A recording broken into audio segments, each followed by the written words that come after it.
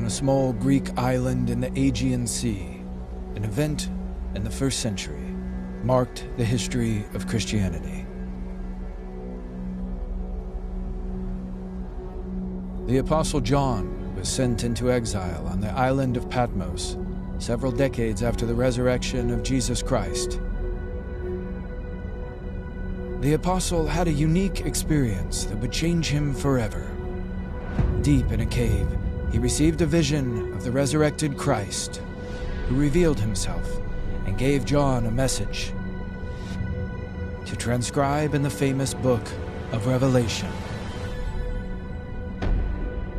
The visions and prophecies contained in this book reveal an all-out spiritual war that unleashes the forces of evil against believers in the end times. The text begins with a series of letters to 7 churches in the 1st century's Asia Minor. What was the significance of these messages? And were they ready to hear them? Deeply intrigued by this revelation, I decided to investigate these mysterious churches of Revelation. What do they represent? From the 1st centuries, this revelation became a source of new hope for Christians who were marginalized and oppressed by the Roman imperial power. During my trip, I will travel to the island of Patmos in the Aegean Sea. Then I will continue to Turkey, the land of the churches of the Revelation, to the ancient Roman cities of Ephesus, Smyrna, and Pergamon.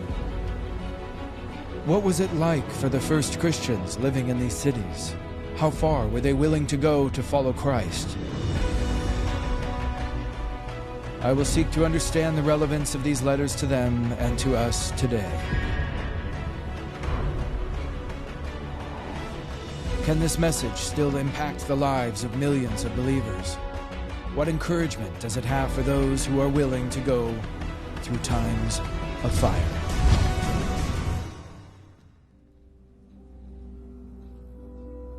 Polycarp, as the bishop of Smyrna, was in a very difficult situation at the end of his life.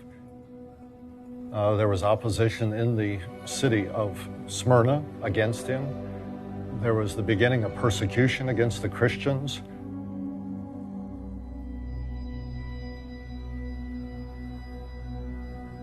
Polycarp was warned by the disciples to flee the city of Smyrna, but he feels like he should return.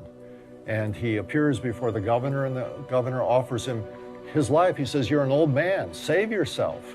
All you have to do is offer incense to the emperor, and then you'll live." And Polycarp gives one of the most important confessions in Christian faith ever. He says, "For 86 years I've served the Lord, and he's done me no wrong.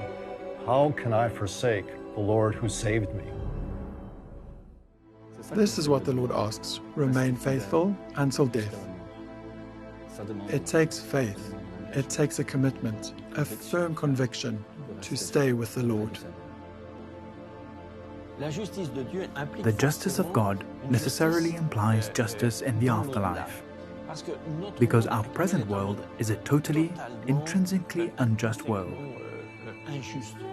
But there is a righteousness from God and a retribution from God which is inscribed in eternity. What I'm telling you, the good news is that death will not have the last word. It is that to die for the truth, for a world which does not allow itself to be perverted by this evil spirit, that is the real victory.